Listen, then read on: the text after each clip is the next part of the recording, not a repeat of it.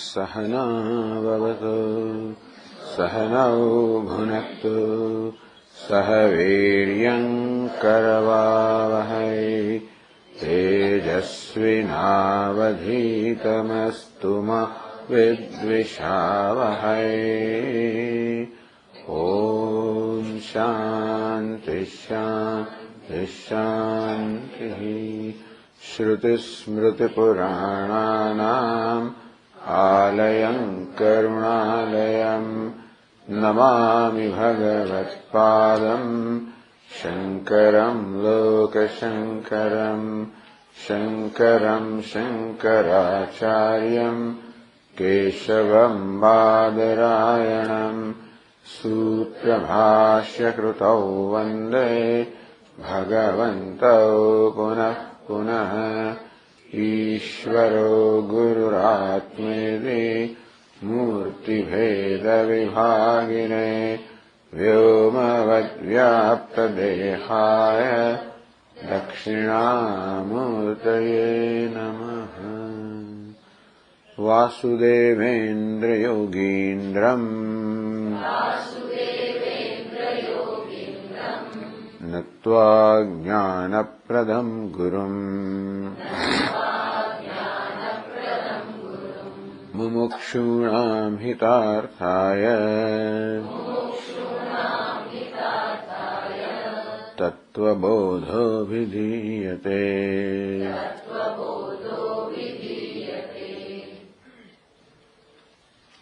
तो आत्मा कह स्थूल सूक्ष्म कारण शरीराद व्यतिरिक्त पंचकोशातीत। तो पंचकोश अतीत से यानी चर्चा चाले पंचकोश के तो पूछू विद्यार्थी भगवान आ 5 कोश रखा अन्नमय प्राणमय मनोमय विज्ञानमय आनंदमय चेती 5 कोश नाम आप्या। एक પછી એક કોષની હવે સમજ આપણને આપે છે। પણ અગત્યની વસ્તુ એ છે કે કોષ એટલે આપણા વ્યક્તિત્વના આ 5માના કોઈ પણ એક સ્તરમાંથી અહંભાવમાંથી જન્મતો ભ્રમ કે ખ્યાલ કે અભિપ્રાય। अन्नमयનું વર્ણન કરવામાં આવ્યું કે જે અન્નમાંથી જેનો ઉદ્ભવ છે, અન્નથી જ જેની વૃદ્ધિ થાય છે, જે અંતરનો અન્નમાં જ મળી જાય છે, સ્થૂળ શરીર એ જ અન્નમય કોષ છે। હવે આ સ્થૂળ શરીર કે અન્નમય કોષ કેવી રીતે આત્માને આચ્છાદિત કરે છે તો કે શરીરમાં અહંભાવને કારણે હું શરીર છું, હું દેહ છું। આ પ્રકારનો ખ્યાલ હું બ્રહ્મ છું એ મારા વાસ્તવિક સ્વરૂપને આચ્છાદિત કરે છે। એ દ્રષ્ટિએ હું દેહ છું અર્થાત એમાંથી જન્મતા અનેક બધા ખ્યાલો હું પુરુષ છું સ્ત્રી છું મળીને દેહના ધર્મને આત્માનો ધર્મ માનવા। આ રીતે પોતાને દેહ પૂરતો મર્યાદિત માનવો, દેહના ધર્મને ધરાવનાર માનવો। તો દેહ તો મર્ત્ય છે એટલે મને મર્ત્ય માનવો। દેહ અત્યંત અલ્પ છે, ક્યાંક શક્તિ હોય પણ શક્તિમાં પણ બિચારો મર્યાદિત, સ્થળમાં મર્યાદિત, કાળમાં મર્યાદિત, વિશેષતામાં મર્યાદિત, બધી મર્યાદિત। બહુ ઉત્તમ છે છતાં મર્યાદિત છે। એટલે દેહને દેહરૂપે જાણતા હોય એ તો પ્રશ્ન નથી, તો એને માણી શકાય। પણ દેહના આત્મારૂપે માણીએ તો બધા પ્રકારની ગ્રંથિઓ જન્માવે। અને આ રીતે આ ખ્યાલ કે હું દેહ છું અને તેથી અત્યંત અલ્પ છું, તુચ્છ છું, આ પ્રકારનો ખ્યાલ છે એ મહાન દુઃખ આપનાર છે, પોતાના જ્ઞાનથી તો વંચિત રાખનાર છે, સાથે અત્યંત અલ્પતાની લાગણી જન્માવનાર છે અને એ રીતે મહાન દુઃખનું કારણ છે। પ્રાણમય પણ પ્રાણ અપાન વ્યાન ઉદાન સમાન આ જે 5 પ્રાણ છે જે શરીરમાં ભિન્ન ભિન્ન પ્રકારના કાર્યો કરતા હોય છે। એ પ્રાણમાં તો કોઈ અહંભાવ ના હોય, પ્રાણના ધર્મમાં તો પ્રાણથી ભૂખ તરસ વગર ઉત્પન્ન થતી હોય એને આત્માને માનો, હું ભૂખ્યો છું, તરસ્યો છું વગેરે. આ રીતે આવા કોઈક ધર્મથી પોતાને માપો, એના જેવું પોતાને ગણવો. મનસ્ય જ્ઞાનેન્દ્રિય પંચકમ મિલિત્વા ભવતી સ મનોમય કોશ. પછી આપણું મન જ્યાં આગળ લાગણીઓ રહેલી છે, રાગદ્વેષ રહેલા છે, આવેગો રહેલા છે, વાસનાઓ રહેલી છે, સંકલ્પ વિકલ્પ રહેલા છે, સંશયો રહેલા છે, આ બધું જે આ પ્રકારની વૃત્તિને મનસ કહેવામાં આવે. મનની પણ મનસ શબ્દ છે સંસ્કૃતમાં. અને આ મન જે છે હંમેશા જ્ઞાનેન્દ્રિયોની સાથે હોય, એ હોય તો જ આ જ્ઞાનેન્દ્રિયો પોતાનું કાર્ય કરી શકે. એટલા માટે મન અને જ્ઞાનેન્દ્રિયો આ બંનેનો સમાવેશ કરવામાં આવ્યો મનોમય કોષમાં. તમે પણ મનોમય કોષ એટલે આ મનની વૃત્તિઓમાં અહમભાવ ધરાવવાને કારણે જે પ્રકારના ખ્યાલ જન્મે છે, જે ગ્રંથિઓ જન્મે છે, એને મનોમય કોષ કહેવાય. જે વળી પાછું બ્રહ્મ છું એ પ્રકારના જ્ઞાનથી મને વંચિત રાખે છે, એ જ્ઞાનને આચ્છાદિત કરે છે. હવે આ 9મા પાઠમાં આગળ કહે છે, વિજ્ઞાનમય કહ. ભગવાન આ વિજ્ઞાનમય કોષ એટલે શું? ઉત્તર આપે છે, બુદ્ધિ જ્ઞાનેન્દ્રિય પંચકમ મિલિત્વા યો ભવતી સ વિજ્ઞાનમય કોશ. આમ તો બુદ્ધિશ્ચ જ્ઞાનેન્દ્રિય પંચકમ મિલિત્વા, જે મન અને જ્ઞાનેન્દ્રિય મળીને મનોમય કોષ બને, તેવી રીતે બુદ્ધિ અને 5 જ્ઞાનેન્દ્રિયો મળીને આ વિજ્ઞાનમય કોષ થયો. ટૂંકમાં બુદ્ધિ માટે વિજ્ઞાન શબ્દનો પ્રયોગ કરવામાં આવ્યો. કારણ કે તૈત્તરીય ઉપનિષદનો વિજ્ઞાનમ યજ્ઞમ તનુતે, ત્યાં વિજ્ઞાનમય એ પ્રકારનો શબ્દનો પ્રયોગ છે, માટે એ જ પ્રકારનો શબ્દ હંમેશા એનો પ્રયોગ થતો હોય છે. બુદ્ધિ, હવે જેવી રીતે આ જ્ઞાન થવા માટે મનની જરૂર બુદ્ધિની પણ જરૂર હોય છે, કારણ કે બુદ્ધિમાં જે બધા સંસ્કાર રહેલા છે એ દ્વારા આપણે પદાર્થને ઓળખીએ છીએ. એટલા માટે પદાર્થના જ્ઞાન માટે જ્ઞાનેન્દ્રિય તો જોઈએ જ, મન પણ જોઈએ, બુદ્ધિ પણ જોઈએ. એટલા માટે જ્ઞાનીનો સમાવેશ આ વિજ્ઞાનમય કોષમાં કરવામાં આવ્યો. આપણે આગળ કહેવામાં આવશે બુદ્ધિનો શું સ્વભાવ છે? નિશ્ચયાત્મિકા અંતઃકરણ વૃત્તિ બુદ્ધિ. આપણું મન કે અંતઃકરણ જયારે નિશ્ચય કરવાની સ્થિતિમાં હોય, એ પ્રકારની અવસ્થા જે નિશ્ચય થયો, આમ કરીશ, ઘણું અવઢવ થયા પછી વાળો નિશ્ચય પર આવ્યા, તો નિશ્ચય જ્યાં થાય છે, જ્યાં ખ્યાલ સેવવામાં આવે, અભિપ્રાય સેવવામાં આવે, જે નિશ્ચય કરવામાં આવે, આ વૃત્તિને બુદ્ધિ કહેવામાં આવે છે. જ્યાં જ્ઞાન પ્રાપ્ત કરવામાં આવે, જ્યાં જ્ઞાતાપણું હોય, તો બુદ્ધિમાં અહમભાવને કારણે હું જ્ઞાતા છું. જોકે તૈત્તરીય ઉપનિષદે કહ્યું વિજ્ઞાનમ યજ્ઞમ તનુતે કર્માણી તનુતે બી છે. ટૂંકમાં કહેવામાં આવે કે આ બુદ્ધિમાં જ કર્તૃત્વ છે, એટલે હું કર્મ કરી રહ્યો છું એ પ્રકારનો ખ્યાલ આ બુદ્ધિમાં અહમભાવને કારણે, અથવા તો બુદ્ધિમાં અહમભાવ અહંકાર જન્મે. ટૂંકમાં બધા પ્રકારના ખ્યાલો તો બુદ્ધિમાં જ છે, બધા પ્રકારના નિશ્ચય જ છે. હું એમ કહું કે હું સુખી છું, એક નિશ્ચય છે. હું સુખી છું, દુઃખી છું, કરતા છું, ભોગતા છું, સફળ છું, નિષ્ફળ છું, સ્ત્રી છું, પુરુષ, જે કંઈ પ્રકારનો મારા વિશેનો ખ્યાલ હોય, આ ખ્યાલ બુદ્ધિમાં જ હોય. એ ખરેખર તો આજેને આપણે કોષ કહીએ, બધા જો ભિન્ન ભિન્ન પ્રકારના નિશ્ચય હોય તો બધા નિશ્ચય બુદ્ધિમાં જ રહેલા છે. એટલે બધા કોષ બુદ્ધિમાં જ, કોષ એટલે કે આ બધા પ્રકારના ખ્યાલ બુદ્ધિમાં જ, એ ત્યાં જ આ બધું કરવાનું છે. ટૂંકમાં અન્નમય કોષ એટલે બુદ્ધિના અમુક પ્રકારના ખ્યાલ કે હું દેહ છું. પ્રાણમય કોષ એટલે બુદ્ધિનો આ પ્રકારનો ખ્યાલ કે હું પ્રાણ છું, કે ભૂખ્યો તરશું વગેરે છે. મનોમય એટલે હું સુખી દુઃખી છું, બુદ્ધિનો આ પ્રકારનો નિશ્ચય. બુદ્ધિ સતત પોતાના વિશે પણ નિશ્ચય કર્યા જ કરતી હોય છે. નિશ્ચય કરવો એ બુદ્ધિનો સ્વભાવને કારણે દુનિયા વિશે નિશ્ચય કરે પહેલા બુદ્ધિ પોતાના વિશે નિશ્ચય કરતી હોય છે. હું કોણ છું? અહમ વૃત્તિ પહેલા જન્મે. અહમ વૃત્તિ ક્યાં છે? બુદ્ધિમાં છે. એ સૌથી પહેલા અહમ વૃત્તિ જન્મે, પાછી બીજી વૃત્તિઓ જન્મે. વૃત્તેસ્તુ અહમ વૃત્તિમાં આશ્રિતા. રમણ મહર્ષિ કહ્યું બાકીની બધી વૃત્તિઓ જ છે, જેને આપણે મનસ કહીએ, ચિત્ત કહીએ, અથવા તો અને અહંકાર કહે, આ બધી વૃત્તિઓ ક્યાં જન્મે છે? અહમ વૃત્તિમાં. તો અહમ વૃત્તિ એ પહેલી વૃત્તિ, એમાંથી પછી બીજી વૃત્તિઓ જન્મે. તો બધી ગ્રંથિઓ અહમ વૃત્તિમાં જ છે. આ બધી સમસ્યાઓ અહંકારને જ છે. સંસારી કોણ છે? અહંકાર જ છે. મુક્ત કોણ થાય છે? અહંકાર જ થાય છે. અજ્ઞાન ક્યાં છે? આ બુદ્ધિમાં છે. જ્ઞાનમાં ક્યાં થવાનું છે? બુદ્ધિમાં થવાનું છે. તો કે અજ્ઞાન કયા રૂપમાં છે? આ બધા ભિન્ન ભિન્ન નિશ્ચયોના રૂપમાં. ટૂંકમાં આ પ્રકારના ખ્યાલોના રૂપમાં જ અજ્ઞાન રહેલું છે. અજ્ઞાનના બે અંશ કયા? આવરણ અને વિક્ષય. ન જાણવું અને ખોટી રીતે જાણવું. આ ખોટી રીતે જાણવું એમ કહો, વિક્ષેપ કહો, ખોટા ખ્યાલ કહો, ખોટા નિશ્ચયો કહો, ખોટી સમજ કહો, વિપરીત જ્ઞાન કહો, બધું ક્યાં છે? બુદ્ધિમાં જ છે. એટલા જ માટે વેદાંત શાસ્ત્ર આપણી બુદ્ધિને સંબોધતું હોય છે, કારણ કે બુદ્ધિમાં જ આ બધા નિર્ણય આવે છે.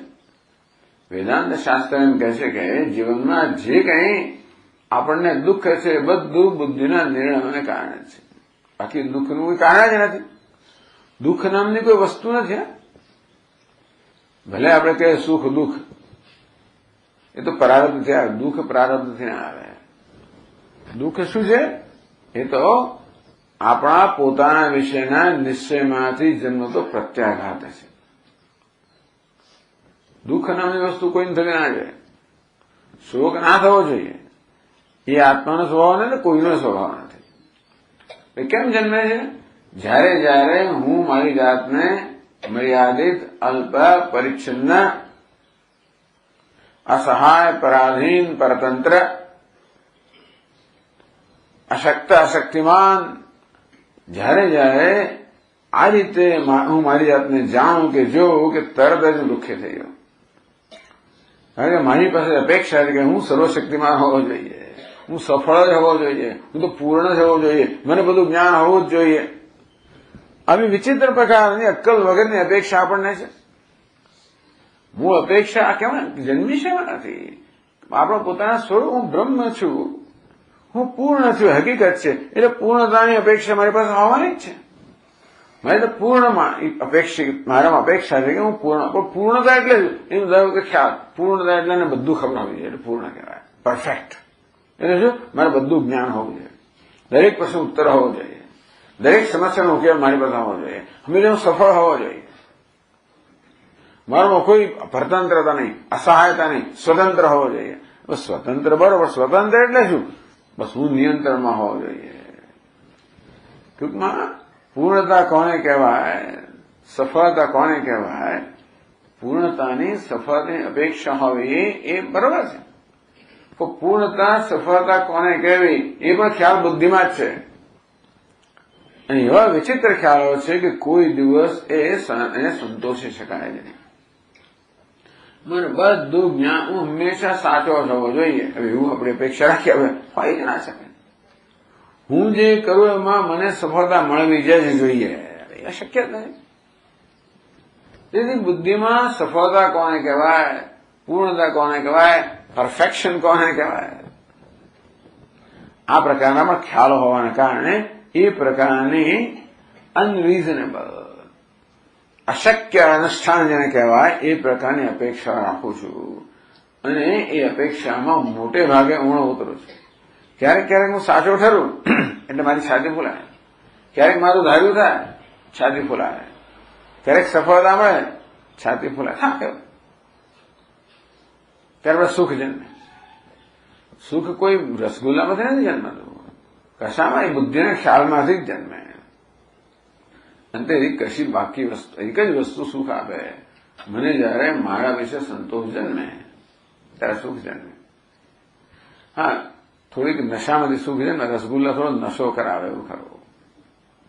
એક નશામાંથી સુખ જન્મે એટલે વિષયો જે છે એને શું કરે? નશો કરાવે. તે વખતે આ પેલી અંદરની આ બધી અપેક્ષાઓ છે ને એક ક્ષણભર શાંત થઈ જાય. અંતેથી અપેક્ષાહીન થઈ જાય અમારી બુદ્ધિ. અને તે વખતે મને જરા સંતોષ થાય. એટલે રસગુલ્લા ખાવાનું એ હેતુ છે, નશો છે. એ રસગુલ્લાની કેટલીક ક્ષમતા, કેપેસિટી જેના પર આધાર રાખે છે. 5 મિનિટ, 2 મિનિટ, 10, એટલે તો આપણે પછી આ જયારે મોટી વસ્તુ જોઈએ, નાની નાની વસ્તુઓ નશાથી આપણે પછી છેવટે કામ નથી કરતું. ત્યારે મોટી વસ્તુ જોઈએ. પછી જયારે કોફી જોઈએ, 1 કપ 2 કપ સ્ટ્રોંગ જોઈએ, એથી આગળ વધવું પડે, પછી મસાલો જોઈએ, પછી પેલું જોઈએ, ત્રીજું જોઈએ, એમ કરતા ટૂંકમાં આ બધા નશા જ છે. આપણે સત્તા મેળવવી, પ્રતિષ્ઠા, આ બધા નશા છે. આમ એટલે એ વસ્તુને કારણે ક્ષણભરમાં થાય કે હું બરોબર છું. કોઈ વસ્તુ સદૃશો મયા, મારા સમાન કોણ છે? એ નશો કહેવાય. બસ એ નશાની અંદર આ જે અપૂર્ણતાનો ખ્યાલ ક્ષણ પ્રમાણે જતો રહે, હું જાણે સુખી થઈ જવું. પછી પેલો હાથ પર હાજર થઈ જ જાય થોડીક વારની અંદર, પછી હતા ત્યાં વળી પાછું લાગી પડવું. ટૂંકમાં વેદાંત શાસ્ત્ર કહે છે કે આ બધો સંસાર ક્યાં છે? બુદ્ધિમાં છે. અહંકાર બુદ્ધિમાં છે, બધો સંસાર અહંકાર ને છે. એટલું ખરું કે અહંકારનું મૂળ સ્વરૂપ શું? તો આત્મા. અહંકાર તો બંગડી જેવો છે. બંગડીનું સ્વરૂપ કયું? સોમ. બસ. પણ બિચારી બંગડી પોતાને બંગડી માને એટલે દુઃખની પરંપરા સિવાય કંઈ જ નથી. ભલે મેં બુટ્ટી જોઈને તો બોલી ફૂલાય કે કેવી મોટી છું. બુટ્ટી પેલો હીરો બતાવે એટલે વળી પછી બંગડી લાગી જાતો મારાથી બધા ચમકે. એટલે બધા લોકો પોતાનું કહીને કે કટોરા દાવ બતાવે પાછા. એટલે દરેક જણ કશીક વસ્તુઓને સુખ આપે તો એવી જ વસ્તુ દુઃખ આપવાની જ છે. આટલી જરૂર છે બંગડીને, આટલું જ કરવાની જરૂર. હું સોનું છું તો બધા અલંકારનો સમાવેશ થઈ જાય, કોઈ જુદું રહે નહીં, કોઈ ઉણપ રહે નહીં. બંગડી છું, બુટ્ટી જુદી, જોયા જ કરે અહીંયા બેઠી બેઠી. અને એને કેટલું લોકો કેટલું ધ્યાન ખેંચે, અને કેટલી પ્રશંસા મળે છે, અને કેવી ચમકે છે, અને કેવું થાય છે. આ બેઠી પેલી જોયા કરતી હશે ટૂંકમાં. અને એના પોતાની પ્રકારની ગ્રંથિઓ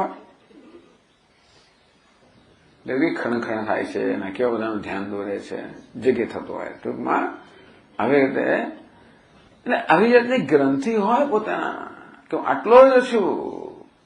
અને અભિમાન કહેવાય. અભિમાન એટલે પોતાને માપવો, દેહ જેવડો માપવો, પ્રાણ જેટલો, મન જેવડો, બુદ્ધિ જેવડો, જ્ઞાન જેવડો માપવો, કે જેટલું મારું જ્ઞાન એટલો હું, જેટલી મારી સફળતા એટલો હું, જેટલી મારી સિદ્ધિઓ એટલો હું. આ વિજ્ઞાનમાં કહું કર્તૃત્વ છે, અહંકાર છે. તો આ વિજ્ઞાનમય કોષ એટલે અમુક પ્રકારની ગ્રંથિઓને વિજ્ઞાનમય, બાકી બધી ગ્રંથિઓ તો બુદ્ધિમાં જ છે. પણ વિજ્ઞાનને કારણે, બુદ્ધિના ધર્મમાં અહમભાવ કરવાને કારણે, આમ તો અહમભાવ કરવાને કારણે જ બધી ગ્રંથિ જન્મે. પણ બુદ્ધિનો ધર્મ શું છે? જ્ઞાનમય. બુદ્ધિનો ધર્મ શું છે? કર્મ કરવું. એટલે સફળતા, નિષ્ફળતા, જ્ઞાન, અજ્ઞાન, મૂર્ખતા, આ બધા ખ્યાલને કારણે જે ગ્રંથિઓ જન્મે એને વિજ્ઞાનમય કોષ કહેવાય. એટલે વિજ્ઞાનમય કોષ એટલે વિજ્ઞાન અર્થાત બુદ્ધિના જે ધર્મ છે એ ધર્મોને કે મર્યાદાઓને પોતાની માનવાને કારણે જે પ્રકારના ખ્યાલ, વિશેષ ખ્યાલ જન્મે એને વિજ્ઞાનમય કોષ કહેવાય. બાકી બધું કોષ વિજ્ઞાન જ છે, બધી બુદ્ધિમાં જ છે આ બધું. છતાં બુદ્ધિના ખ્યાલોને 5 વિભાગમાં વહેંચ્યા. એ ખ્યાલ જન્મવા માટે કોણ જવાબદાર છે? એ પરથી શરીર જવાબદાર છે. પ્રાણ કરવા છે ને પાસે, એટલા માટે 5 થયા: શરીર, પ્રાણ, મન, બુદ્ધિ, આનંદ. પછી ઝઘડો કરો પેલો આ જુદો છે, 5-5ની આપણા સંખ્યા ઉપનિષદ 5 કહ્યું. 5 મહાભૂત છે, એના માટે 5 કોષ પણ છે, 5 ઇન્દ્રિયો પણ છે, જ્ઞાનેન્દ્રિયોમાં 5, કર્મેન્દ્રિયોમાં 5, વિષયોમાં 5 અને કોષ પણ 5. એટલે આ મોડલ સરસ છે.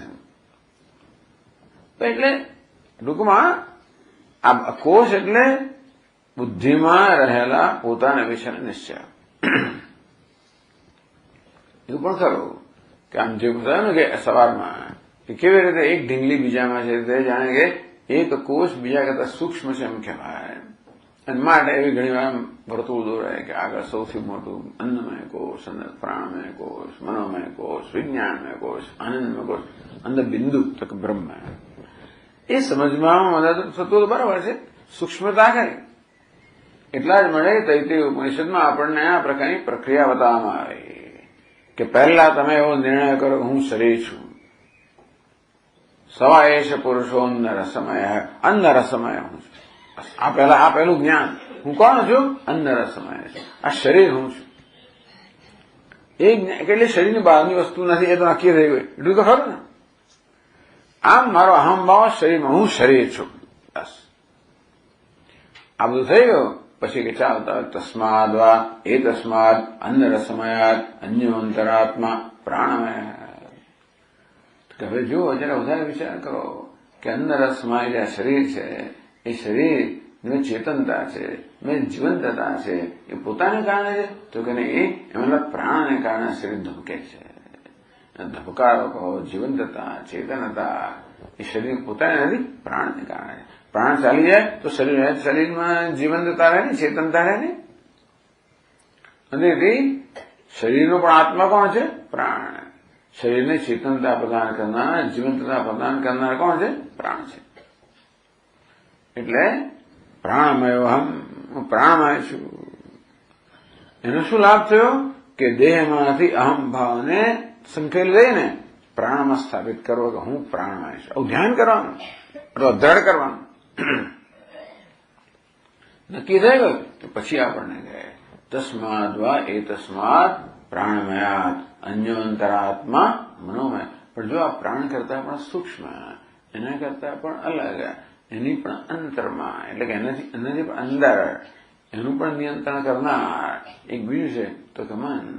પ્રાણ બધી ક્રિયાઓ રહેલી છે, બરોબર છે, પરંતુ આ ક્રિયાઓના આદેશ ક્યાંથી મળે છે? મનમાં જ મળે છે. મન પ્રાણને કે ચાલ હાથ ઊંચો કર, પગને ચલાવો. તેથી પ્રાણ પણ સ્વતંત્ર નથી, એના આદેશ આપનાર કોણ છે? પરતંત્ર. તો જે નિયામક હોય એ નિયમ કરતા સૂક્ષ્મ હોય. સાહેબ તો મોટો કહેવાય, ઉપરી અધિકારી મોટો કહેવાય, વધારે સત્તા હોય એ નિયમન કરનાર હોય, નીચલો હોય એ નિયમ્ય હોય. તો મન છે ને એ આ પ્રાણ કરતા ઉપર છે, પ્રાણ કરતા વધારે સત્તા ધરાવનારું છે, પ્રાણને આદેશ આપનારું છે. પ્રાણ કરતા એની પહોંચ વધારે છે. પ્રાણ તો એક જ શરીર પૂરતો માત્ર મર્યાદિત છે. મન તો ચારે બાજુ ફરી શકે, વધારે વ્યાપક છે, વધારે સૂક્ષ્મ છે, અંદર છે, નિયામક છે. મળે મનોમયો અહમ, હું ન હોય છું. આ બરાબર ધ્યાન કર્યું, નિશ્ચય કર્યો એટલે કે અંદર સમયમાંથી પ્રાણમાંથી અહમ ભાવ દૂર થયો, મનોમય. પછી તસ્માદ વા એ તસ્માદ મનોમયાત અન્યોંતરાત્મા વિજ્ઞાન. આ મનોમય કરતા પણ કે જો આ મનમાં સંકલ્પ વિકલ્પો છે, એ પણ એનું પણ નિયંત્રણ કરનાર કોણ? છેવટે નિર્ણય એના કોણ?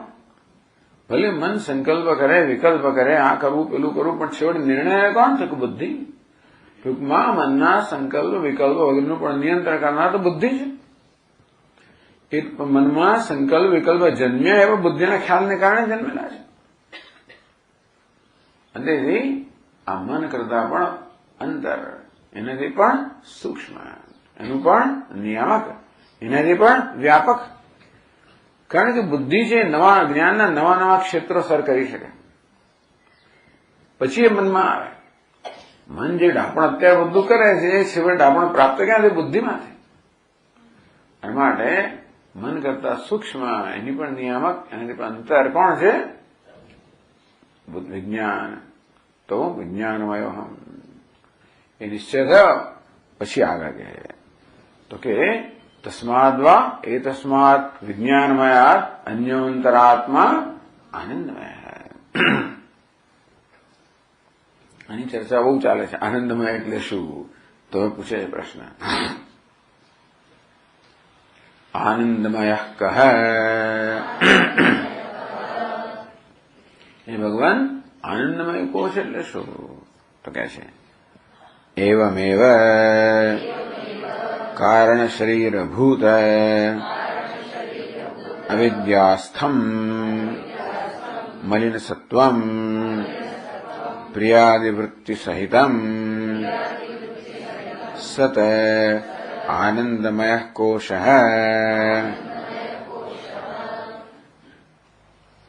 अविद्यास्थम मलिन सत्वम, अविद्यास्थम अविद्यायाम स्थितम, अविद्याમાં રહેલું મલિન સત્વ, અવિદ્યામાં રહેલું જે મલિન સત્વ છે એને આનંદમય કોષ કહેવામાં આવે.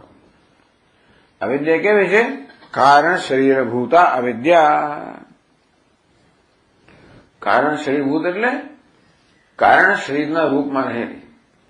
આપણે કારણ શરીરની ચર્ચા કરી ને, બહુ લાંબી વ્યાખ્યા કરી. અનિર્વાચ્ય અનાદિ અવિદ્યારૂપમ સ્વસ્વરૂપ અજ્ઞાનમ શરીરદ્વયસ્ય કારણમાત્રમ તત્કારણ શરીરમ.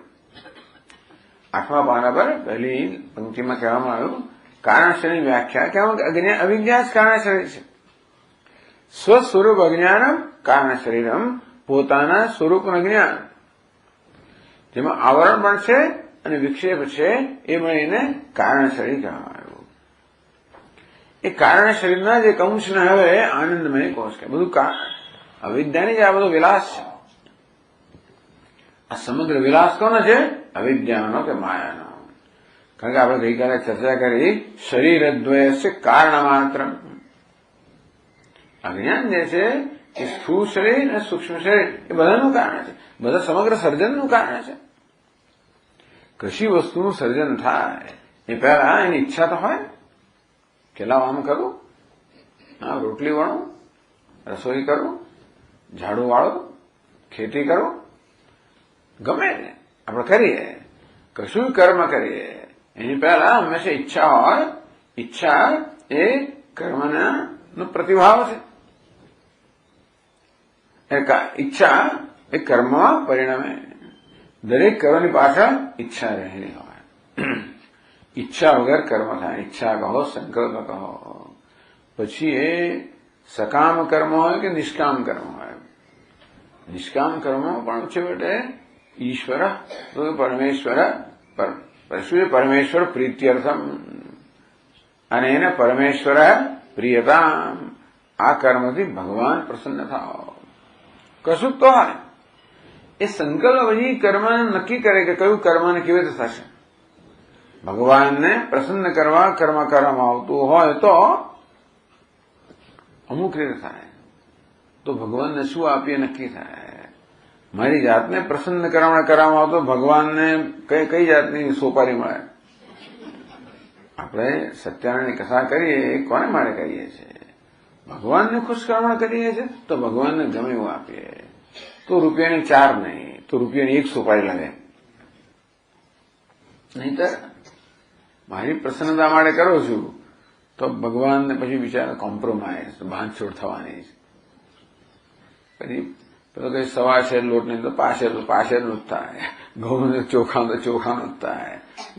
ઘીને તેલ મને યાદ નથી. સત્યનાની કથા બહુ સાંભળી, દર મહિને પણ છતાં આ યાદ નથી મને. ઘીનો તો તેલ વગેરે ઉપયોગ એવું નથી કરવું લાગશે કે તેલ દેવતાને પસંદ નથી, ઘી પસંદ છે એમને. બાકી બધું કરીએ આપણે. એટલે જો આપણે કોને એટલે સંકલ્પ અહંકાર પ્રસન્ન થાવ તો કર્મ એક રીતે થાય. ઈશ્વર પ્રસન્ન થાવ બીજી રીતે થાય. અને દરેક કર્મની પાસે સંકલ્પ રહેલો હોય, ઈચ્છા રહેલી હોય. એ સંકલ્પ જન્મ્યો ક્યાંથી? કશું કરવા માટે. આમ થાવ ભગવાનને તું વળી કોણ ખુશ કરનાર? પણ હું ખરેખર તો એ દ્વારા મારી જાતને ખુશ કરવા માંગતો હોઈશ કોઈ કરતા.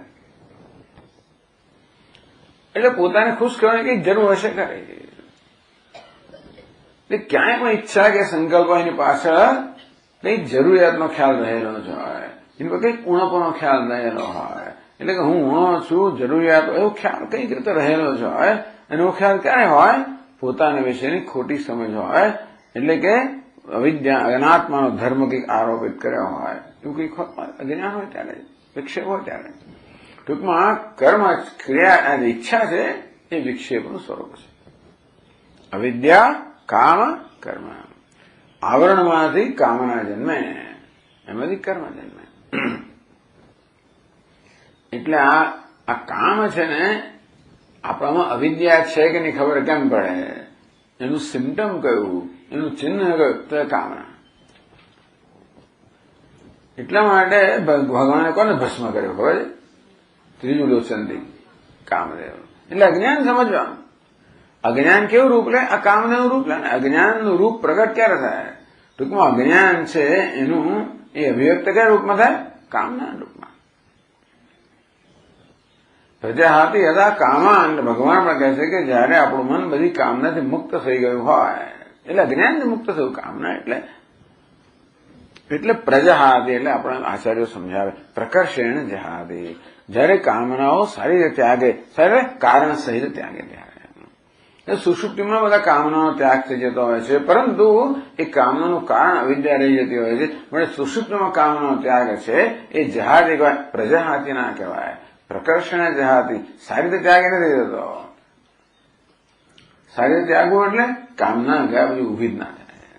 પ્રકર્ષણ જહાતી, કારણ સહિત, વાસના સહિત, અપૂર્ણતાના ખ્યાલ સહિત. એટલે ભગવાન જયારે કામદેવનું ભસ્મ કરે, એ ક્યારે ભસ્મ થાય? એનો અર્થ શું સમજવાનો? કામદેવના કારણ સહિત ભસ્મ થયો, એટલે કે અવિદ્યા સહિત ભસ્મ થયો, તો જ વિદ્યા. ટૂંકમાં આ જ્ઞાનનું તેજ છે ને, જ્ઞાન તો અજ્ઞાન દૂર કરે, પ્રકાશ તો માત્ર અંધકાર જ દૂર કરે. પણ અંધકાર દૂર થાય એટલે આપણા અંધકારમાં જે ઠેબા ખાતા હતા ચારે બાજુ, એ બંધ થઈ જાય.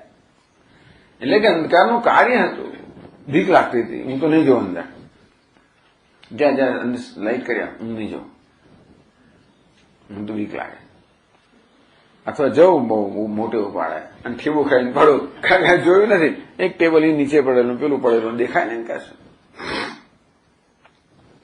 તો અંધકાર અનેક પ્રકારના ઉપદ્રવ ઉત્પન્ન કરે અને વિક્ષેપ કહેવાય. તેવી રીતે અવિદ્યા બધા ઉપદ્રવ ઉત્પન્ન કરે, જેને આપણે કામ કહીએ, કર્મ બધું થાય, તો પ્રજાહારી. એટલે આ કામના છે એ અવિદ્યાની ઉપજ છે. અને કોઈ પણ સર્જન કે કર્મ ક્યારે થાય? એની પહેલા કામના કે ઈચ્છા કે સંકલ્પ હોય ત્યારે. એટલે જ કહેવામાં આવ્યું શરીર દ્વૈત છે કારણ માત્ર. એટલે એમાંથી આ જગત જન્મ્યું, એમાંથી આ શરીર જન્મ્યું, મન જન્મ્યું. આ બધી જરૂરિયાતો શેના માટે છે? કશીક ઈચ્છાઓ પૂરી કરવા માટે. એટલે કારણભૂત અવિદ્યા. અવિદ્યા કેવી છે? કારણભૂત. બીજા પ્રકારની અવિદ્યા હોય તો નહીં. ચાઇનીઝ લેંગ્વેજની અવિદ્યાને કારણભૂત અવિદ્યા નહીં કહે. આપણા વ્યવહારમાં અવિદ્યા હોય છે, ઘણી વસ્તુ નથી જાણતા, પણ શરીર દ્વયનું કારણ નથી. આપણે ફ્રેન્ચ ભાષા ખબર ના હોય, કમ્પ્યુટર ખબર ના હોય, 1000 વસ્તુ ખબર ના હોય, એને કારણે આપણને અપૂર્ણતાની લાગણી ના જન્મે. જન્મે તો પેલી અવિદ્યા છે, સમજો. મને કશું આવડતું નથી માટે મને અપૂર્ણતા નહીં, એની પાસે મૂળ અવિદ્યા છે. એ મૂળ અવિદ્યા આપણને અપૂર્ણતાનો ખ્યાલ જન્માવે. આ બધી લોકલ અવિદ્યા, વ્યવહારિક અવિદ્યાઓ નહીં, કારણભૂત અવિદ્યા જે આવરણ અને વિક્ષેપના રૂપમાં છે, એ એમાં રહેલું છે સત્વ. એ ત્રણ કેવા છે? સત્વ, રજસ, તમસની બનેલી. એ સત્વ મલિન. મલિન એટલે સત્વ ગંદુ થઈ જાય. શાને કારણે? રજસ અને તમસને કારણે. સત્વ, રજસ અને તમસ. તમસ એટલે મલિનતા, રજસ એટલે વિક્ષેપ. તો આ રજસ અને તમસને કારણે પેલું સત્વ મલિન બની જાય. ટૂંકમાં જેવી રીતે આપણું તળાવનું જળ હોય, એમાં કચરો હોય તો જળ કેવું બને? મલિન બને. એની સપાટી પર તરંગ હોય તો જળ કેવું બને? વિક્ષિપ્ત બને. તો તમોગુણ શું કરે? મલિનતા જન્માવે. રજોગુણ શું કરે? વિક્ષેપ જન્માવે.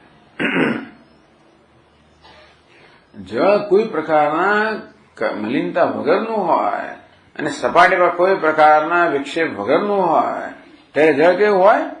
એક પારદર્શક હોય, શુદ્ધ હોય, પારદર્શક હોય. અને તો પછી એ જળનું તળિયું છે ને આપણને કોઈ પ્રકારના અવરોધ વગર સ્પષ્ટ દેખાય.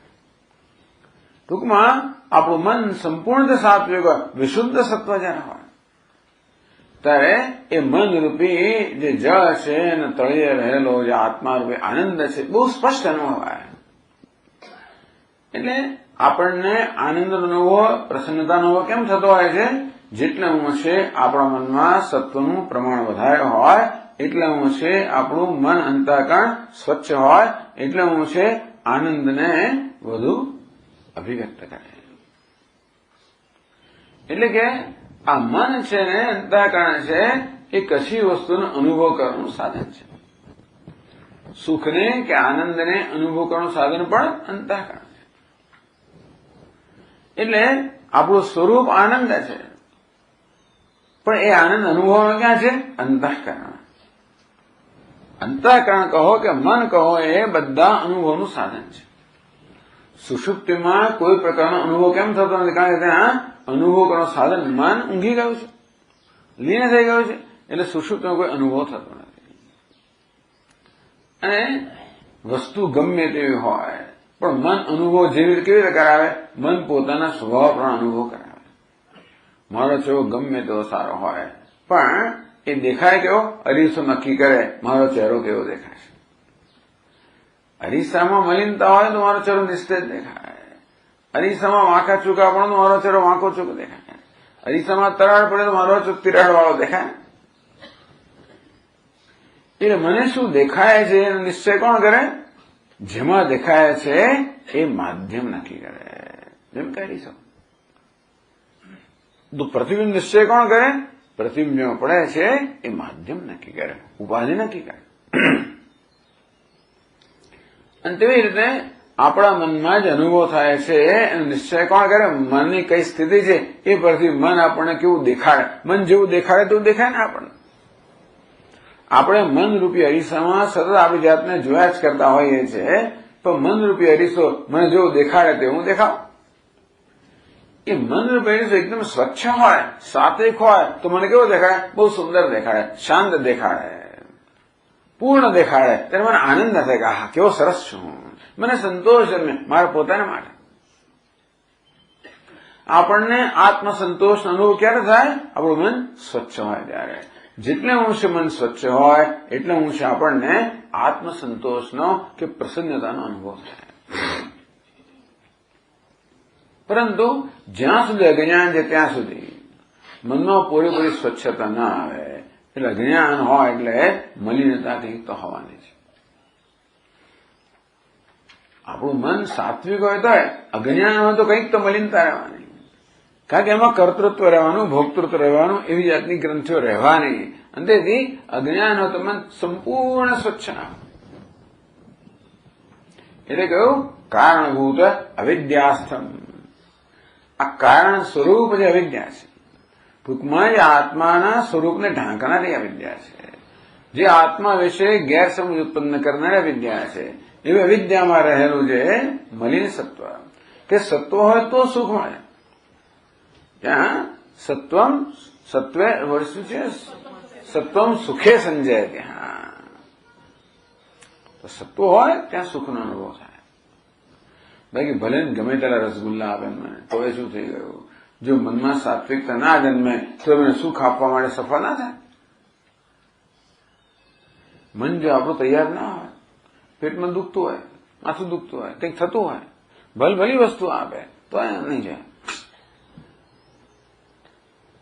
એ વસ્તુ મને સુખ આપવા માટે કેમ બિચારી સફળ કેમ ના થાય? કે મારા મનમાં એ સાત્વિકતા જન્માવી શકતી નથી. મનમાં સુખનો અનુભવ ક્યારે થાય? સત્વ હોય, સત્વગુણ હોય ત્યારે. જેટલા પ્રમાણમાં સત્વગુણ સ્વચ્છ હોય કે શુદ્ધ હોય એટલી માત્રામાં આપણને સુખનો અનુભવ થાય. એટલે કે પ્રિયાદે વૃત્તિ સહિતમ, તો સુખ વૃત્તિ જન્મે. કેવામાં? સાત્વિક મનમાં. તો જેવી સાત્વિકતા, મનની જેટલી શુદ્ધિ એટલા પ્રમાણમાં આપણો પ્રસન્નતા કે આનંદનો અનુભવ પણ એટલી માત્રામાં થાય.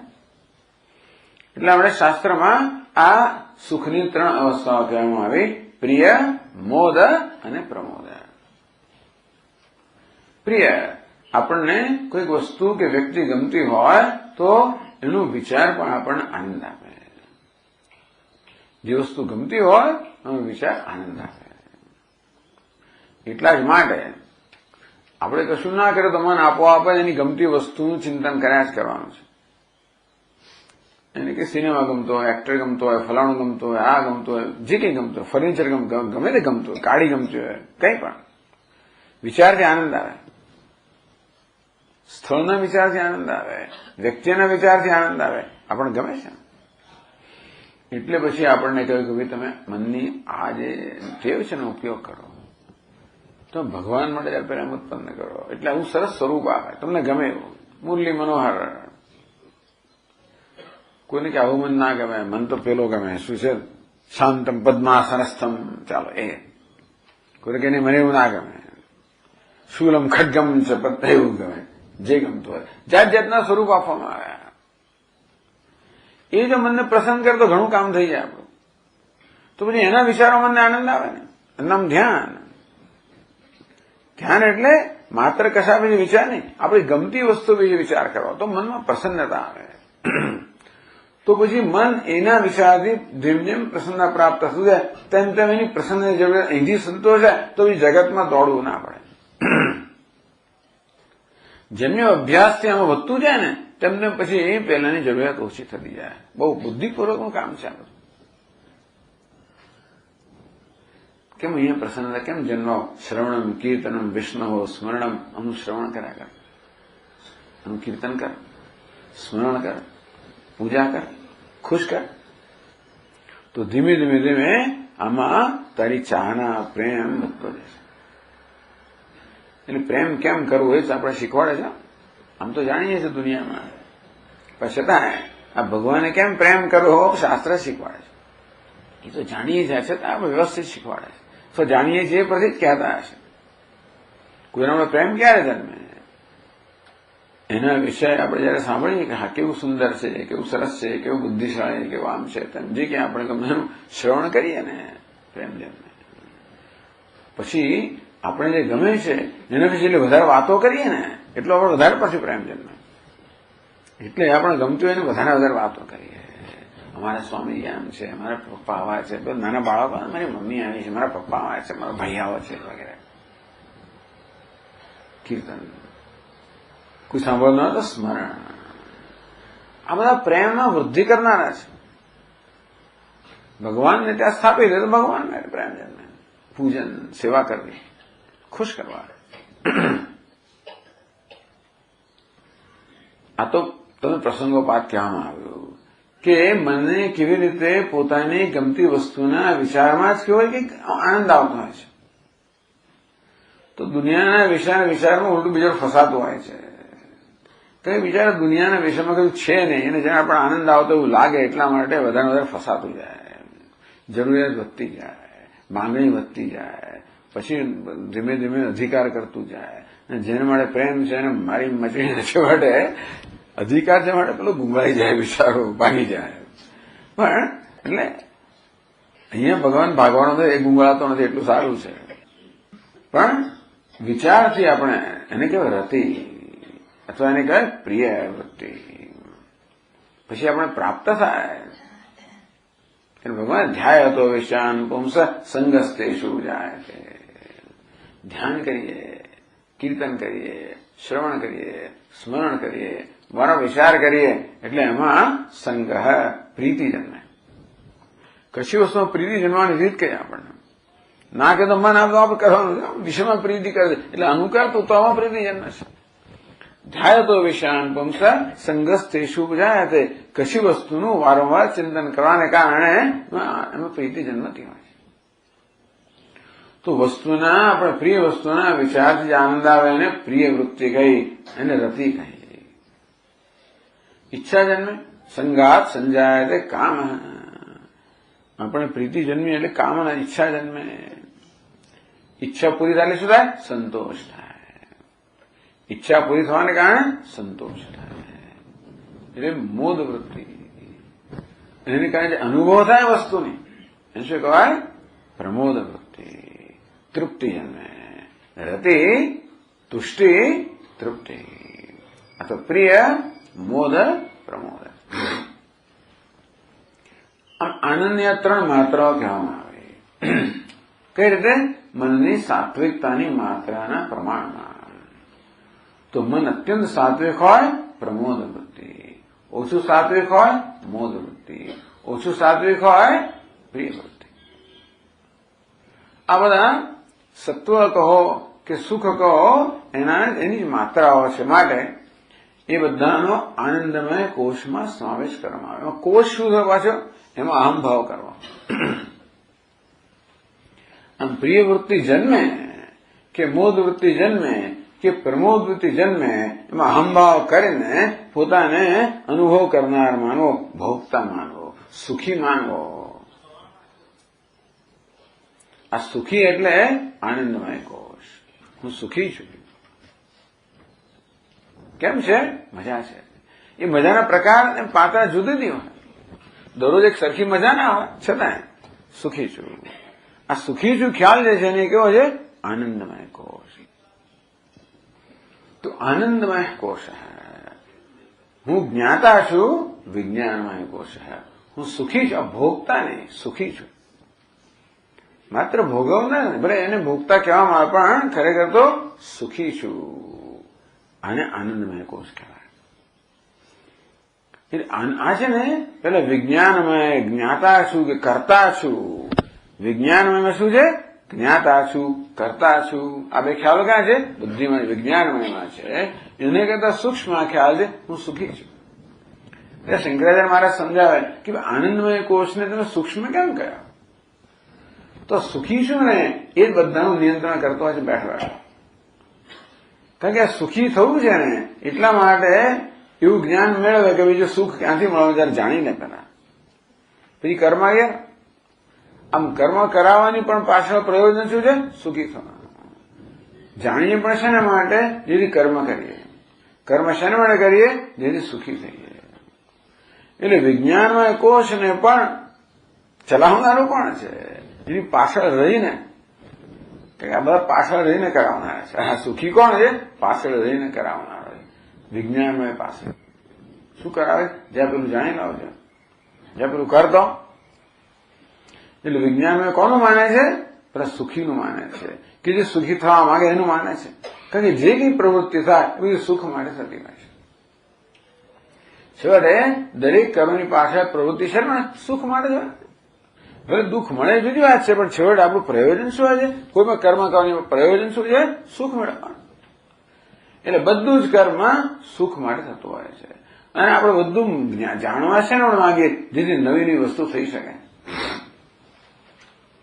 આમ નવા નવા કર્મ થઈ શકે એટલા માટે આપણે નવી નવી વસ્તુ જાણીએ. એ નવા નવા કર્મ શેના માટે કરીએ? જેથી આપણને નવું નવું સુખ મળે. આમ આપણા જીવનની બધી જ પ્રવૃત્તિનું પાછળનું એક જ પ્રયોજન છે સુખ. સુખી થવું, સુખ મેળવવું, સુખી બનવું. મને આનંદ, હું સુખી, બસ એ મને જોઈએ. હું શું ઈચ્છું છું? સુખી હું ઈચ્છું છું. સ્વામી ભાષામાં કહે તો what I am seeking is a pleased self. હું સુખી હું, બસ આ બધી ઈચ્છાની પાછળ સુખી હું ઈચ્છા. આત્મસ્તુ કામાય સર્વમ પ્રિયમ ભવતી. આત્મા પ્રિય છે માટે બધું પ્રિય છે એવું સમજવાને બદલે આ સુખી હું પ્રિય છે માટે બધું પ્રિય છે. તો જરા બરાબર સમજ પડશે કે આ બધું ઘણી વાર ગૂંચવાડો ઉભો કરે. આત્મા પ્રિય છે એટલે શું પ્રિય? સુખી હું પ્રિય છે. આ સુખી હું પ્રિય છે એટલા માટે જે વસ્તુ મને સુખી કરે એ પ્રિય છે, જે દુઃખી કરે અપ્રિય છે. બસ સીધો સાદો હિસાબ. આપણે તો આ ગણતરી બહાર જ છીએ. દરેકમાં ગણતરી કરનારા જ છીએ. કોઈ વસ્તુનો ઉપયોગ કેમ કરવો જેથી હું સુખ મેળવી શકું? અમે આ જેમ પેલામાં તલમાં તેલ કાઢવાની પ્રવૃત્તિ હોય ને એ દુનિયાની નીચોવાની જ પ્રવૃત્તિ છે. આપણી દ્વારા શું પ્રવૃત્તિ? કેમ સુખ નીચોવવું? બસ એક જ વસ્તુ. દરેક સંજોગો સુખને કેમ નીચોવવું? દરેક સંજોગો, દરેક પ્રસંગ, દરેક વસ્તુનો ઉપયોગ કેમ કરો? સુખ નીચોવા માટે. એક જ પ્રયોજન છે. બધા પ્રકારની અંદરની ગણતરીઓ કહો, કાવા દાવા જે કરતા બસ એના માટે સુખ નીચવા માટે. કેમ? જેથી હું સુખી બનું. અંતે જ્યાં સુખી હું એ બધાનું સંચાલન કરતો હતો બેઠા બેઠા.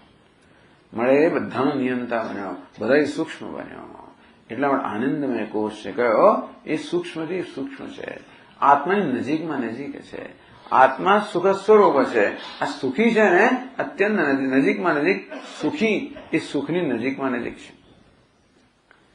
આ સુખ છે એ તો પેલી વૃત્તિ છે, એમાં અહમભાવને કારણે સુખીઓ ખ્યાલ જન્મ્યો. હજી આ સુખ એ આત્માનું સ્વરૂપ નથી. એટલે પ્રિયાદિ સહિત પ્રિયાદિ વૃત્તિ સહિત સત. આ પ્રિય મોદ પ્રમોદ કે રતિ તુષ્ટિ તૃપ્તિ આ બધા અંતઃકરણની વૃત્તિઓ છે, અંતઃકરણની અવસ્થાઓ છે. એ નક્કી કેવી રીતે થયું? મલિન સત્વ ટૂંકમાં સત્વની માત્રાથી નક્કી થાય. અને આ વૃત્તિઓ શું ખ્યાલ જન્મ? સુખી એવો ખ્યાલ જન્માવે. એટલે સમજા ગયા કે શું આવું આવ્યું ને અંદર આ પણ ખ્યાલ છે જન્મ્યો કશાકમાં અહમભાવ કરવાને કારણે તરત આત્મા મર્યાદિત થઈ ગયો. અહમભાવ કરો જેમાં અહમભાવ એટલે નાના થઈ જાય. ભલે સુખ વૃત્તિ ભલભલી હોય તો પણ એ સુખવૃત્તિમાં હોવાને કારણે હું સુખીઓ ખ્યાલ જન્મ્યો એટલે મર્યાદિત. તો એ સુખ તો આવીને જનારું છે ને. આ વૃત્તિ એટલે મનની અવસ્થા. મનની અવસ્થા એટલે કારણ કે આ પોતાનું ધાર્યું કંઈ થયું એટલે મન સુખી બની ગયું, પછી કંઈ બદલાયો હોય પછી બધું ત્યાં આવી જાય ને. એટલે સુખી કેવો છે? એ આવનારા જનારો છે. આ સુખી હું નિત્ય નથી. ભલે આનંદ નિત્ય છે પણ આનંદ તો આપણે અનુભવ છે ક્યારે? પેલા મનમાં પ્રતિબિંબિત થાય કે પ્રગટ થાય ત્યારે. એ મનમાં પેલી સાત્વિકતા જેટલો વખત જળવાય રહે એટલો આનંદ રહે. એટલે સમાધિનું સુખ શ્રેષ્ઠ સુખ કયું? જે આપણને અત્યંત વિશુદ્ધ સાત્વિક મન હોય ત્યારે બધા પ્રકારની વૃત્તિઓ છે એ બધી મળી ગઈ, લીન થઈ ગઈ. એટલે બીજું કોઈ વૃત્તિનું ઉઠવાનું કારણ જ નથી. પ્રત્યેક વસ્તુ નિસ્તરંગ સહજાનંદ આવે તો બધું કોઈ તરંગ બધા બંધ થઈ ગયા. એટલા માટે વૃત્તિને ઉઠવું શું કામ પડે? અંદર કઈ સળવળ થતી હોય તો, કોઈ સળવળ જ ના થતી હોય તો. જેવી રીતે ચૂલા ગેસ પર આપણે મૂક્યો ને તપેલી ખદબદ થતું હોય, કેમ ખદબદ થાય? નીચે પેલું અંદર નીચે અગ્નિ છે ને એટલા માટે. બંધ કરે તો ખદબદ બંધ થઈ જાય. આ મન ખદબદ થયા કરે. અંદર શું છે? અગ્નિ. કયો અગ્નિ? અવિદ્યાનો અગ્નિ, અલ્પતાનો અગ્નિ, પોતાના વિષયના કઈ વિપરીત ખ્યાલનો અગ્નિ. એ છે ખદ થયા કરે. એટલા માટે કોષ કયો. સમાધિ પણ શું છે? એ પણ છેવટે સમાધિ એટલે અનુભવ. શાનો અનુભવ? શુદ્ધ સત્વ સાત્વિક મનનો અનુભવ. એટલે શાંત પ્રવાહી, શાંતનો પ્રાંતિનો પ્રવાહિતતા, શાંતિનો પ્રવાહ હોય. પછી પ્રવાહ છે. શાનો પ્રવાહ છે? વૃત્તિનો પ્રવાહ છે. એટલે યોગી લોકોની સમાધિ જે છે ને એ મુખ્ય અર્થમાં આનંદમય કોષ કહેવાય. ત્યાં પણ ભલે કોઈ પ્રકારનો ખ્યાલ નથી છતાં પણ કારણ કે સમાધિમાંથી બહાર નીકળે ત્યારે પણ હું સમાધિનો અનુભવ કરનાર છું એ ભોગતાપણાનો ખ્યાલ જતો નથી હોતો. એટલા માટે કહીએ કે એ ખ્યાલ ત્યાં પણ હતો ખરો. કેવા સંસ્કારના રૂપમાં હતો? સમાધિમાંથી કે કશા અનુભવમાંથી, જેમ નિદ્રામાંથી ઉઠીએ ને જે ખ્યાલો જન્મે એનો અર્થ એ તો કે નિદ્રામાં હતા જ એ સંસ્કારના રૂપમાં હતા. તેને પછી વૃત્તિના રૂપમાં આવે ને. તો સમાધિ ઉઠ્યા પછી પણ મને ખ્યાલ આવે કે હું સુખેન મહાસ્વાપસમ, સુખેન મહાસ્વાપસમ, સુખથી સુખ, સુખેન મયા નિદ્રા અનુભવ. તત્વો બધું સીધું કરીને લખ્યું આપણને. મેં સુખનો અનુભવ કર્યો નિદ્રામાં. એટલે કે હું સુખી હતો. શું હતો? સુખી હતો. એટલે હજી સુખીપણાનો એક ખ્યાલ તો રહી ગયો છે. સૂક્ષ્મ ખ્યાલ છે છતાં પણ એ આત્મવિશ્વનો ખ્યાલ છે. હું સુખી નથી. હું કોણ છું? સુખ સ્વરૂપ છું. એટલા માટે સુખીમાં પેલો ઇન પણ જતો રહેવો જોઈએ. એટલા માટે આ ક્યારે જાય? વિચાર માત્રથી જાય. એટલે વેદાંતે લોકો શું કહે કે સુખીપણું ક્યારે જાય? એનું પણ આપણે મિથ્યાત્વ જોઈએ કે સુખીપણું પણ મનની કોઈ વૃત્તિમાં હમાવાને કારણે જન્મેલું છે. ભલે એ વૃત્તિ સર્વશ્રેષ્ઠ વૃત્તિ છે જેને સમાધિ કહેવાય, શુદ્ધ સત્વ કહેવામાં આવે, જે બીજી કોઈ વૃત્તિ નથી, જે આનંદ જ છે, સુખ જ છે. એમાં અહમભાવ થવાને કારણે એ અનુભવ પૂરો થાય એટલે પછી મેં સુખનો અનુભવ કર્યો. એટલે કે હું સુખી હતો એ પ્રકારના સંસ્કાર એ અનુભવ મળતા કારણ તો જ એ પ્રકારનો અનુભવ પછી થાય ને, એ પ્રકારની વૃત્તિ જન્મે. એટલે વેદાંતી લોકો આવી સમાધિને પણ એ જ્ઞાન અવસ્થા નથી કહેતા. એટલે ગઈકાલે રાત્રે પ્રશ્ન પૂછ્યો, પરમ દિવસ કહી કે ભરી યોગીની સમાધિ અને જ્ઞાનીની સમાધિમાં શું ફેર? આટલો છે. ત્યારે જયારે તમને કહેવામાં આવે કે તત્વમસી, આ પ્રકારે આનંદ અનુભવ કરી રહ્યા છે કે તું તો આનંદ સ્વરૂપ છે, ત્યારે પછી જો એ સુખી પણું છોડી દે અને માત્ર આનંદ સ્વરૂપ જ રહી જાય તો પછી પેલા સુખીના પણ સંસ્કાર નહીં રહે. એટલે આનંદો બ્રહ્મેતિ વ્યજાનાત. આનંદ છે, આનંદ બ્રહ્મ છે, આનંદ આત્મા છે, એ પ્રકારે વ્યજાનાત હું છું. એટલે આ રીતે આનંદમય કોષ છે એનું પણ અતિક્રમણ આ રીતે જ કરવાનું. એ બહુ, એ તો જેમ ભગવાન કે ને ધૂમે ના વ્રિયતે વન્ની, અગ્નિ જેવી રીતે ધુમાડાથી આચ્છાદિત હોય આમ જરાક પંખો નાખીને ધુમાડો કેમ જતો રહે અને અગ્નિ બરોબર સ્પષ્ટ થાય, એનો પ્રકાશ, એની ઉષ્ણતા બધું જેમ અનુભવાય તેવી રીતે આટલું નાનકડું અજ્ઞાનનું આવરણ રહ્યું હોય, મહાવાક્ય ત્યાં કામ કરે કે તું સુખનો અનુભવ કરનાર નથી, સુખ સ્વરૂપ છે. પંચકોશાતીત, એટલે પંચકોશ હું નથી. એટલે આપણને પછીના ફકરામાં કહે છે કે આ વિવેક કેમ કરવો. તો જો 10મા પાનામાં કહે છે મદીયમ શરીરમ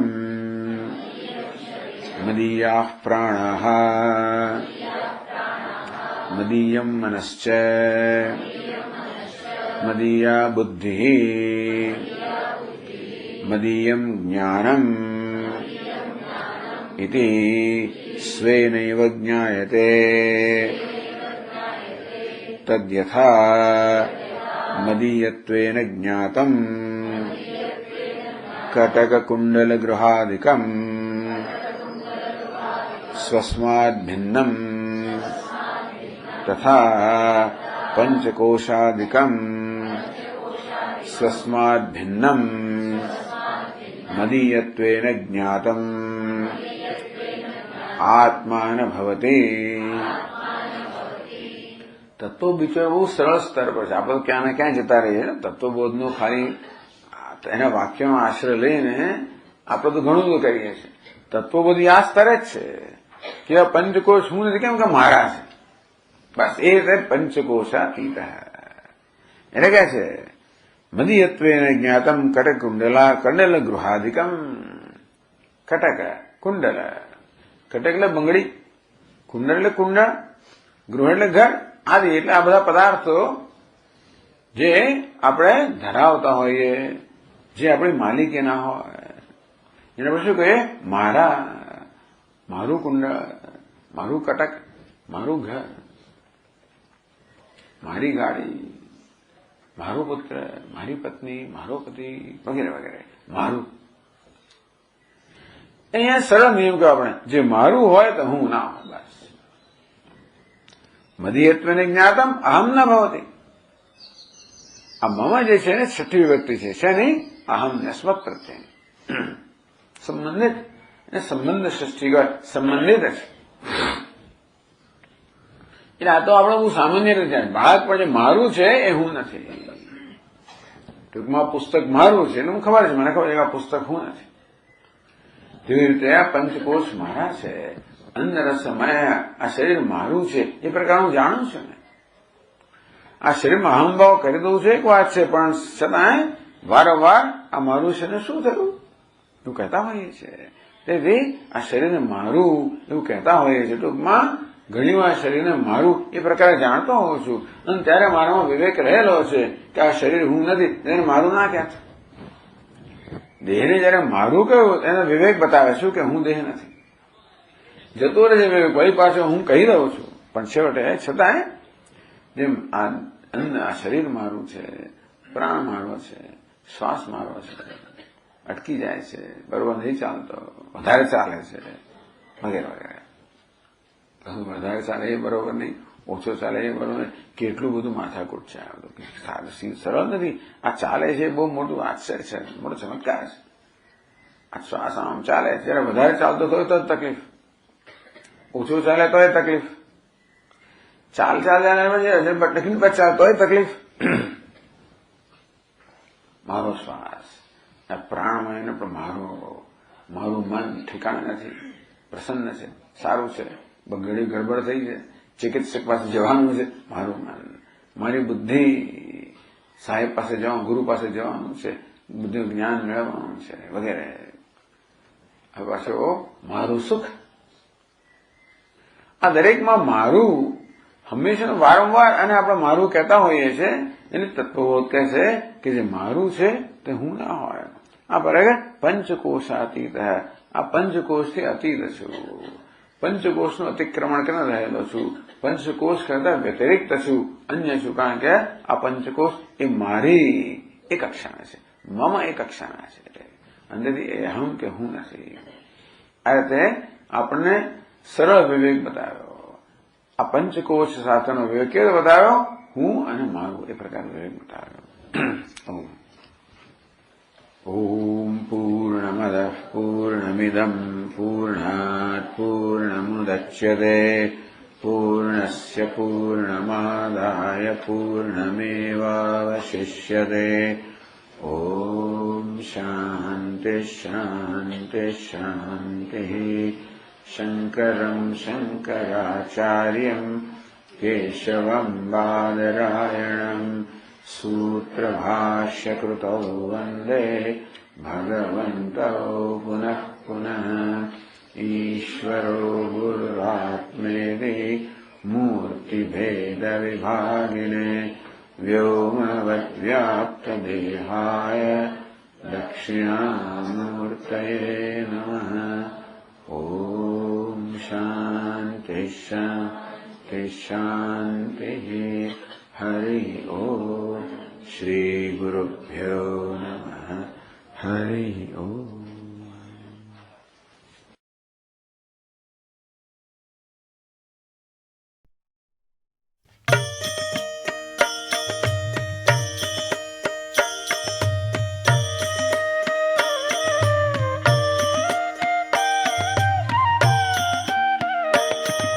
मानस भज रे गुरुचरणम्. मानस भज रे गुरुचरणम्. दुस्तर भव सागर तरणम्. दुस्तर भव सागर तरणम्. मानस भज रे गुरुचरणम्. मानस भज रे गुरुचरणम्. दुस्तर भव सागर तरणम्. दुस्तर भव सागर तरणम्. गुरु महाराज गुरु जय जय. गुरु महाराज गुरु जय जय. गुरु महाराज गुरु जय जय. गुरु महाराज गुरु जय जय. स्वामीनाथ सद्गुरु जय जय. स्वामीनाथ सद्गुरु जय जय. स्वामीनाथ सद्गुरु जय जय. स्वामीनाथ सद्गुरु जय जय. ओम नमः शिवाय. ओम नमः शिवाय. ओम नमः शिवाय. शिवाय नमः. ओम नमः शिवाय. ओम नमः शिवाय. ओम नमः शिवाय. शिवाय नमः. ओम नमः शिवाय. ओम नमः शिवाय. ओम नमः शिवाय. शिवाय नमः. ओम नमः शिवाय. ओम नमः शिवाय. ओम नमः शिवाय. शिवाय नमः. अरुणाचल शिव. अरुणाचल शिव. अरुणाचल शिव. अरुण शिवो. अरुणाचल शिव. अरुणाचल शिव. अरुणाचल शिव. अरुण शिवो. अरुणाचल शिव. अरुणाचल शिव. अरुणाचल शिव. अरुण शिवो. अरुणाचल शिव. अरुणाचल शिव. अरुणाचल शिव. अरुण शिवो. मानस भज रे गुरुचरणम्. मानस भज रे गुरुचरणम्.